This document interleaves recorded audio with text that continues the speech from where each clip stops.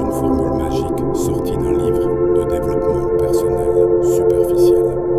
Ce n'est pas une technique rapide qui promet des résultats en quelques jours.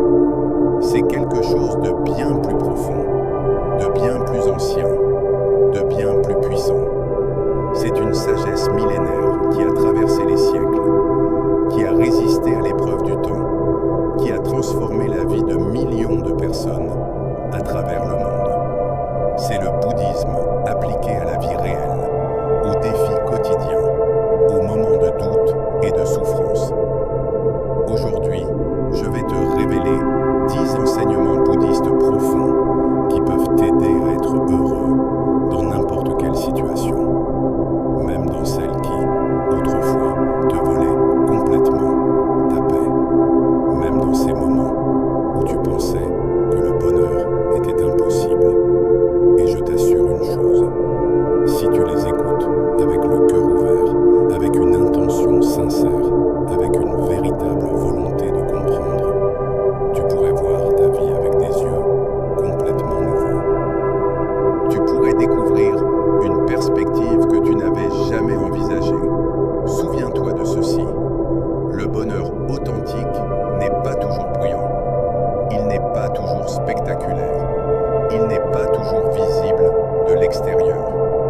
Parfois, c'est simplement la paix profonde de savoir que tu es exactement là où tu dois être, que tu vis exactement ce que tu dois vivre pour grandir, pour évoluer, pour te transformer. Si tu es ici en ce moment précis, ce n'est pas un hasard. Rien n'arrive par hasard dans cet univers interconnecté. Tu es ici parce que quelque chose en toi a reconnu le besoin d'entendre ces paroles, d'accueillir cette sagesse. Merci de faire partie de cette communauté consciente, de cette famille spirituelle qui cherche à s'élever, à comprendre, à vivre avec plus de présence et de sang. Respirons ensemble profondément. Ouvrons notre cœur et notre esprit et commençons ce voyage vers une compréhension plus profonde de nous-mêmes et de la vie. Premier enseignement. Tout ce qui apparaît disparaît aussi. Voici l'un des enseignements les plus puissants du Bouddha et paradoxalement l'un des plus oubliés, l'un des plus négligés au milieu du chaos quotidien de nos vies modernes. Tout ce qui surgit dans ta vie, absolument tout, une émotion qui te submerge, une situation qui te bouleverse, une perte qui te déchire, une joie qui t'illumine, une tempête mentale qui t'agite, est fondamentalement impermanent. Rien, absolument rien, ne dure éternellement. Ni la douleur la plus intense, ni l'euphorie la plus grisante, ni la nuit la plus sombre et la plus désespérante, ni la lumière la plus intense et la plus éblouissante. La vie, dans son essence la plus pure, est comme l'eau. Elle se déplace constamment, se transforme sans cesse, coule naturellement. Elle ne reste jamais figée. Elle ne peut pas être emprisonnée. Elle ne peut pas être contrôlée totalement. Et c'est précisément là que naît notre souffrance. La souffrance apparaît lorsque nous voulons que cette eau s'arrête de couler, lorsque nous résistons au mouvement naturel de la vie, lorsque nous nous accrochons désespérément à ce qui est en train de partir. Lorsque tu traverses un moment difficile, une rupture amoureuse qui te brise le cœur, une crise intérieure qui ébranle tes fondations, une perte qui semble insurmontable, une trahison qui détruit ta confiance. Cet enseignement ne cherche absolument pas à minimiser ta douleur ou à invalider ce que tu ressens. Au contraire, il te rappelle simplement, avec douceur et compassion, que tu n'es pas ta douleur, que cette douleur n'est pas ton identité permanente, que tu es en train de ressentir quelque chose de passager, de temporaire, même si en ce moment présent, cela semble éternel, même si tu as l'impression que tu ne pourras jamais t'en sortir. Laisse-moi te raconter une histoire ancienne qui illustre parfaitement cet enseignement. Un disciple, le visage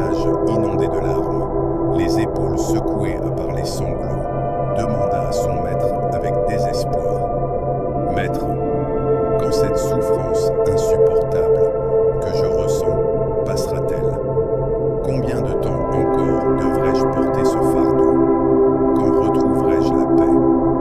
Et le maître, tout en servant le thé avec des gestes lents et méditatifs, tout en observant la vapeur s'élever doucement de la tasse, répondit avec une sagesse tranquille: « Lorsque tu cesseras de lui résister avec toutes tes forces, lorsque tu arrêteras de la combattre et de la nier, lorsque tu la traverseras avec conscience, avec présence, avec acceptation, car vois-tu, tout ce qui apparaît dans ce monde disparaît aussi.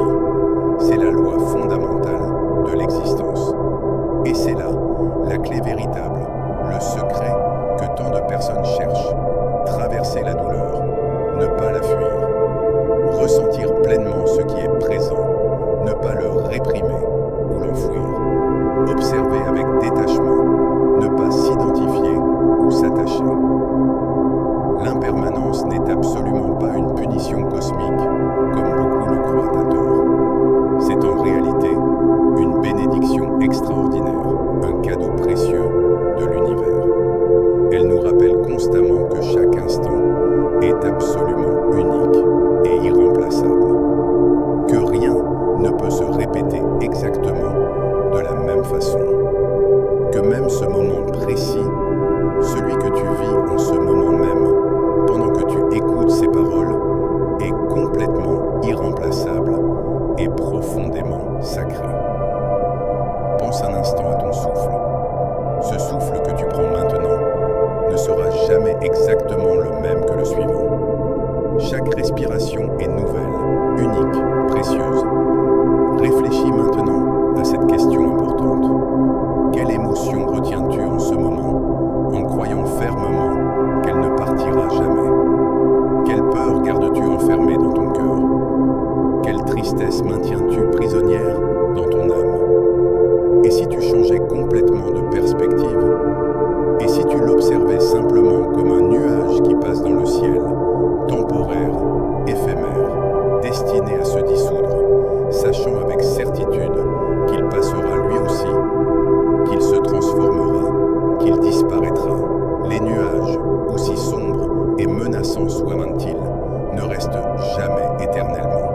Le ciel, lui, demeure. Et tu es ce ciel, pas les nuages qui le traversent. Chaque fois que la vie devient difficile, chaque fois que tu sens le poids du monde sur tes épaules, chaque fois que tu as l'impression de ne plus pouvoir continuer, rappelle-toi cet enseignement comme un mantra sacré, comme une prière qui apaise. Ceci aussi passera. Répète-le doucement, avec conviction, avec foi. Laisse ces mots pénétrer profondément dans ton être. Et c'est tout aussi important, chaque fois que tu vis quelque chose de magnifique, quelque chose qui illumine ton cœur, quelque chose qui te remplit de gratitude, rappelle-toi également avec la même intensité: ceci aussi passera. Et c'est précisément pour cette raison que tu dois l'apprécier encore plus profondément, encore plus pleinement, encore plus consciemment, pendant qu'il est ici, pendant qu'il est présent dans ta vie. Ne le prends jamais pour acquis. Ne laisse jamais l'habitude éteindre l'émerveillement. L'impermanence ne détruit pas la beauté, elle la révèle. Elle nous enseigne à aimer chaque instant comme s'il était le dernier, parce qu'en un sens, il l'est vraiment. Deuxième enseignement, la souffrance naît de l'attachement. Cet enseignement profond est l'un des piliers fondamentaux du bouddhisme, l'une de ses vérités les plus essentielles. Et c'est peut-être aussi l'un des enseignements les plus difficiles à accepter réellement, les plus challengeants à intégrer dans notre vie, car il nous confronte directement, sans détour, à la racine véritable de notre douleur. La souffrance, selon la sagesse profonde du Bouddha, ne provient pas tant de ce qui nous arrive dans la vie, les événements extérieurs, les circonstances, les situations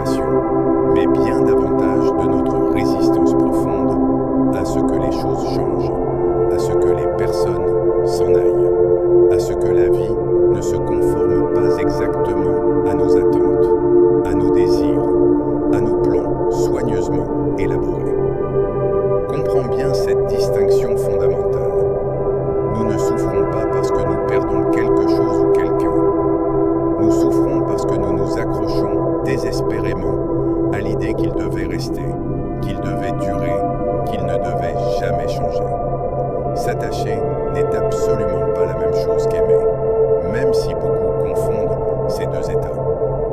Tu peux aimer profondément, intensément, complètement, depuis un espace de liberté totale, de respect mutuel, d'acceptation inconditionnelle. Mais l'attachement, lui, naît toujours de la peur. Peur viscérale de la perte, peur paralysante du vide, peur déstabilisante du changement, peur existentielle d'être sans cette chose, sans cette personne, sans cette situation que tu crois absolument nécessaire pour être heureux, pour te sentir complet, pour avoir de la valeur. L'attachement murmure constamment « Si je perds ceci, je ne serai plus rien ». L'amour, lui, dit paisiblement « Je te célèbre tant que tu es là, et je te libère si tu dois partir ». Laisse-moi te partager une histoire ancienne qui illustre magnifiquement cette vérité. Un moine novice, encore jeune dans la pratique, tenait précieusement entre ses mains tremblantes une tasse en céramique exquise, délicatement peinte, que son maître vénéré lui avait offerte lors d'une cérémonie importante. Il la chérissait profondément, plus que toute autre possession. Elle était devenue le symbole de la connexion avec son maître, de son appartenance à la communauté monastique. Un jour, alors qu'il méditait, distrait par ses pensées, sans le vouloir, dans un moment d'inattention, il la laissa glisser de ses mains. Elle tomba au sol dans un bruit terrible et se brisa en 1000 morceaux, éclatée, détruite, irréparable. Le moine resta figé, horrifié, regardant les fragments éparpillés comme s'ils représentaient sa propre âme brisée. Les larmes aux yeux, le cœur serré par une douleur intense, il alla voir le maître avec urgence et dit d'une voix brisée par l'émotion « Maître, j'ai brisé ce que j'aimais le plus au monde. Comment pourrais-je jamais me pardonner? Comment pourrais-je réparer cet acte terrible ?» Le maître le regarda avec des yeux emplis d'une immense douceur, d'une compassion infinie, puis répondit calmement « Mon cher disciple, si tu pleures ainsi, c'est que tu n'aimais pas vraiment la tasse.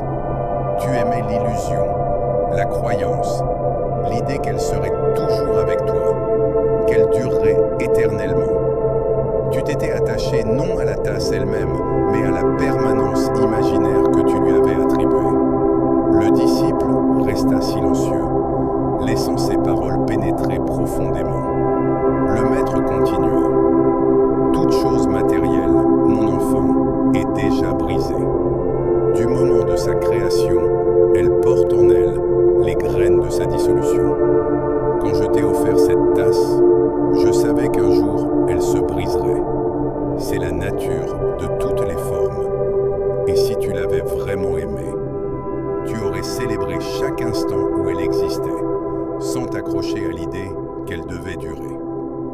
L'attachement est exactement cette illusion de permanence dans un monde où absolument tout change constamment, où rien ne demeure identique, où tout est en perpétuelle transformation. Et lorsque nous ne comprenons pas cette vérité fondamentale, lorsque nous résistons à cette loi naturelle, chaque changement nous déchire intérieurement, chaque perte nous brise en morceaux, chaque fin se ressent comme un châtiment cruel, comme une injustice terrible. Mais lorsque nous pratiquons consciemment le détachement, et attention, je ne parle pas de froideur émotionnelle, d'indifférence ou de distance, mais bien de sagesse profonde, de compréhension mature, nous cessons progressivement de souffrir face à l'inévitable, et nous commençons à aimer d'une manière complètement différente, avec plus de présence authentique, plus de gratitude sincère, plus de liberté véritable. Le détachement nous permet d'aimer sans posséder, de chérir sans emprisonner, de valoriser sans contrôler. Demande-toi maintenant, avec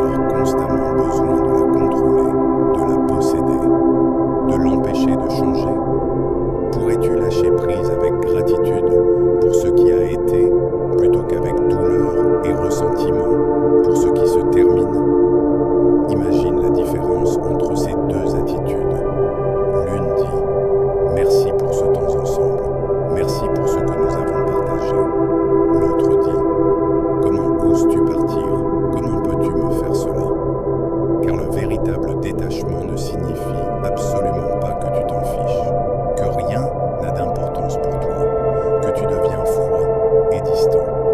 Bien au contraire. Cela signifie profondément que tu as cessé de vivre dans la peur constante, dans l'angoisse permanente de la perte. Et cela, cette libération de la peur, c'est une forme extrêmement profonde de paix intérieure, de sérénité authentique. Voici une pratique ancienne que les moines bouddhistes utilisent chaque soir avant de dormir. Ils contemplent l'impermanence de tout ce qu'ils chérissent, non pas avec tristesse, mais avec acceptation consciente. Ils se disent « Tout ce que j'aime peut disparaître demain. Comment puis-je l'aimer pleinement aujourd'hui ?» Répète ces paroles comme un mantra libérateur. Ce qui vient, je le laisse venir sans résistance. Ce qui reste, je le laisse être sans possession. Ce qui part, je le laisse partir sans amertume. C'est dans cette acceptation fluide que se trouve la vraie liberté. Troisième enseignement. La paix vient de l'intérieur, dans un monde qui vit constamment tourné vers l'extérieur, obsédé par les apparences, focalisé sur la validation externe. Cet enseignement bouddhiste constitue un véritable acte de rébellion silencieuse et de sagesse profonde. Nous passons notre vie entière à chercher la paix dans les conditions externes, dans le succès professionnel qui nous donnera enfin la reconnaissance, dans les relations qui combleront notre vide intérieur, dans l'approbation des autres qui confirmera notre valeur, dans le contrôle des circonstances qui nous donnera l'illusion de sécurité. Nous pensons constamment, consciemment ou inconsciemment, quand tout sera parfaitement aligné là-bas, à l'extérieur. Quand j'aurai ce travail, cette maison, ce partenaire, ce corps, cette vie, alors et seulement alors, je pourrai enfin être bien ici, à l'intérieur. Nous conditionnons notre paix intérieure à des événements extérieurs sur lesquels, ironiquement, nous avons très peu de contrôle réel. Mais le bouddhisme, dans sa sagesse millénaire, le dit avec une clarté absolue, sans ambiguïté. Ce n'est pas à l'extérieur, dans le monde des formes et des illusions, que tu trouveras le calme véritable, la sérénité authentique. C'est exclusivement à l'intérieur de toi, dans les profondeurs silencieuses de ton être. Et si tu ne cultives pas cette paix-là, dans ce sanctuaire intérieur, si tu ne la nourris pas quotidiennement avec attention et dévotion, alors rien d'externe ne pourra jamais vraiment te la donner de manière durable. Et rien d'externe ne pourra te l'enlever si elle est solidement établie. La paix ne se trouve pas comme un objet perdu que l'on découvre par hasard. Elle se cultive patiemment, jour après jour, comme un jardin précieux. Et comme tout ce qui a une valeur authentique et durable, elle naît dans le silence profond, dans le recueillement, dans la connexion avec soi-même. Il existe une histoire magnifique qui illustre cet enseignement. Un disciple sincère, désespéré de trouver la paix qu'il recherchait depuis si longtemps, demanda à son maître avec une urgence dans la voix « Maître vénéré, dites-moi, où dois-je aller exactement pour enfin trouver cette paix que je cherche? Quel temple dois-je visiter? Quelle montagne dois-je gravir? Quel maître dois-je rencontrer ?» Le maître, sans dire un mot, fit un geste simple de la main, invitant le disciple à s'asseoir. Puis il dit doucement « Ferme tes yeux maintenant. Écoute ta respiration avec toute ton attention. Sens l'air qui entre et qui sort. Ressens le mouvement subtil de ton abdomen. C'est exactement là, dans cet espace de conscience silencieuse, que commence le véritable chemin vers la paix. » Le disciple, encore agité, objecta « Mais maître, et si tout est complètement chaotique à l'extérieur? Si le monde autour de moi s'effondre,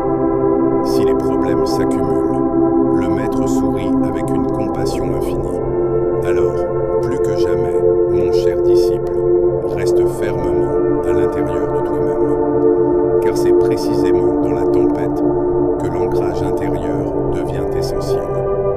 C'est quand tout bouge dehors que tu dois être immobile dedans. Comprends cette vérité essentielle.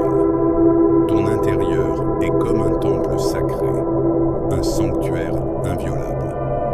Mais si tu ne l'habites jamais, si tu fuis constamment vers l'extérieur, si tu es toujours en train de courir vers la prochaine distraction, alors le bruit assourdissant du monde devient ta seule demeure. Tu deviens un étranger dans ta propre maison intérieure.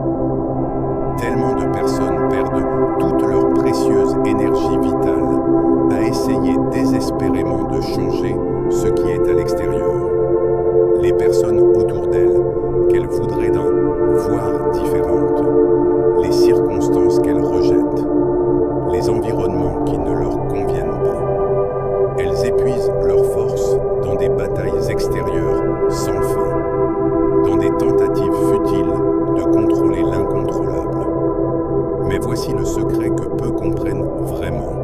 Lorsque tu allumes la lumière à l'intérieur de toi-même, lorsque tu illumines ton propre temple intérieur, tu cesses immédiatement de dépendre de la clarté des autres, de l'humeur des autres, de l'approbation des autres.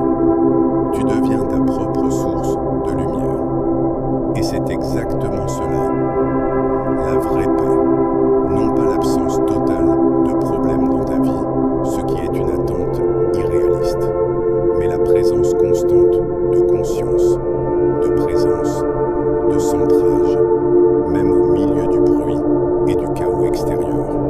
La paix n'est pas le silence extérieur, c'est le silence intérieur qui persiste malgré le bruit. Pose-toi ces questions essentielles maintenant. Où as-tu cherché ta paix dernièrement? Dans quelle relation? Dans quel accomplissement? Dans quelle validation externe? Combien de véritables espaces intérieurs te donnes-tu consciemment chaque jour pour simplement être avec toi-même, sans distraction, sans fuite, sans performance?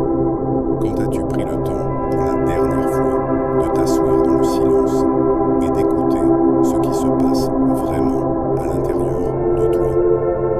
Et si tu cessais complètement de fuir le silence comme une menace et commençais à t'écouter profondément depuis cet espace sacré?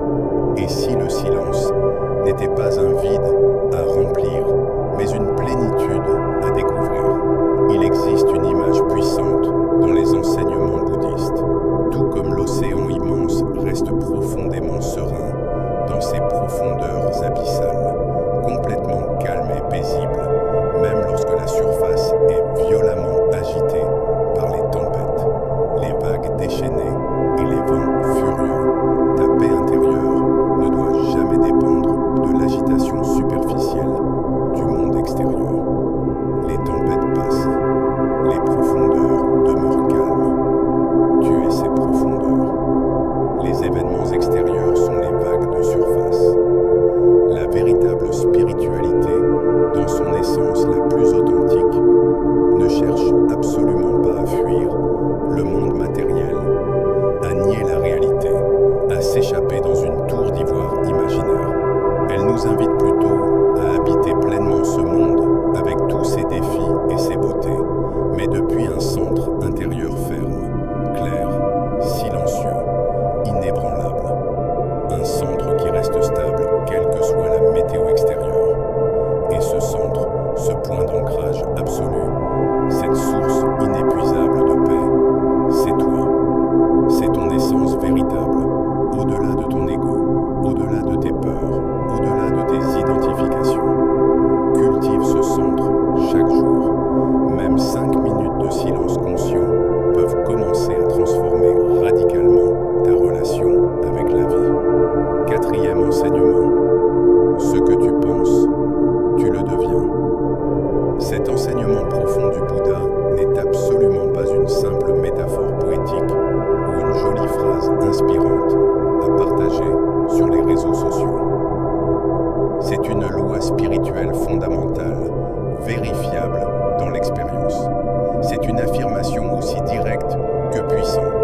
aussi simple que révolutionnaire. Le Bouddha l'a formulé ainsi avec une clarté lumineuse. Tout ce que nous sommes est le résultat de ce que nous avons pensé. Laisse cette phrase résonner profondément en toi. Chaque pensée que tu entretiens, que tu nourris, consciemment ou inconsciemment, volontairement ou par habitude, est exactement comme une goutte d'eau qui tombe une fois, puis encore, inlassablement, sur la roche solide de ton esprit, jusqu'à la modeler, la sculpter, la transformer. Au début, une seule goutte semble n'avoir aucun effet. La roche reste inchangée. Mais avec le temps, avec la répétition constante, ces gouttes apparemment insignifiantes forment des sillons profonds, creusent des chemins durables, transforment complètement la structure même de la roche. Et sans même t'en rendre compte, souvent de manière totalement inconsciente, ces chemins mentaux, ces patterns de pensée répétitifs, deviennent littéralement ta façon habituelle de percevoir le monde, ta façon de réagir aux événements, ta façon de vivre ta vie. Si ton dialogue intérieur constant est majoritairement rempli de peur, peur de l'échec, peur du rejet, peur de ne pas être à la hauteur, de jugement sévère envers toi-même et les autres, ou de doutes paralysants qui te fait questionner chacune de tes décisions, alors c'est exactement ce que tu projettes au monde extérieur. C'est l'énergie que tu émets, c'est la réalité que tu crées. Mais à l'inverse, si ton esprit est consciemment et quotidiennement entraîné à la gratitude sincère pour ce qui est présent, à la présence attentive dans chaque moment et à la compassion bienveillante envers toi-même et tous les êtres, alors c'est cette qualité d'énergie lumineuse que tu expanses naturellement depuis ton aura, depuis ton être tout entier. Comprends cette vérité essentielle. Tes pensées ne créent pas seulement ta réalité extérieure, les situations que tu attires, les opportunités que tu remarques, les coïncidences qui se manifestent. Elles créent aussi, et peut-être surtout, le type de personne que tu es en train de devenir dans cette réalité. Elles sculptent ton caractère, forgent tes habitudes, déterminent tes réactions automatiques.